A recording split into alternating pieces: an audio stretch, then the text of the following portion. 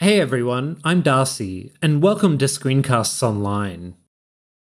In today's short video, we're going to cover a few tips and tricks from the Apple account and security section of your settings.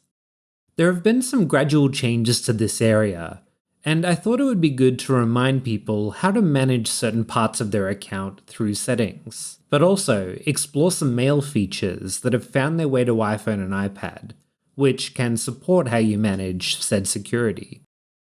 So let's jump right into the Settings app and select your name from the top left corner to access your Apple account. In the first place, we want to make sure that our personal information is correct, so tap on Personal Information, the very top option. Here we can edit our name, date of birth, and even our thumbnail photo by clicking Edit just underneath it. There are 4 different types of display photos you can use. The first is simply taking a photo using the Camera app, which is the option on the left. Clicking on the Photos icon just to the right, and you can choose any photo from your Photos library to become a real-life version of your DP. With the third one, you can actually choose an emoji to be your picture. You can search for emojis at the top or scroll through the categories at the bottom. Front and center are our most used emojis. I'll select one of my favorites, the facepalm emoji. And then I'll click the Style tab, which allows me to set a background color. Hit Done when you're ready, and what we've created takes the place of your DP. It also appears in the Suggestions section, so you can come back to it later if you choose a different one.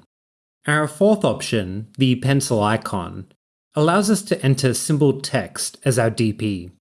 You can't type too much, so I'll just use my initials, and then set a background color again under Style. And just as before, it's saved to the Suggestions. If you select a profile picture here, you'll get a menu of options. Selecting Edit takes us back to the drawing board where we can make changes. You can duplicate it so that will become a template for another one that you want to create, or you can delete it. I'll select Assign to Contact, and it takes the place of the initials that we created earlier. Now this particular one is a memoji, and you can find more of them in the section below. When I click on one, in this case my face, we get to pick from many different versions, different stances, different facial expressions. I'll select one, click Next, then select a background color, and click Done. There are near infinite possibilities in this section, so I'll leave you to explore more. Click on Done again in the top right. In the next 2 sections, we can edit our name and date of birth. Under Name, there are 3 sections: first name, middle name, and last name. I won't change anything here.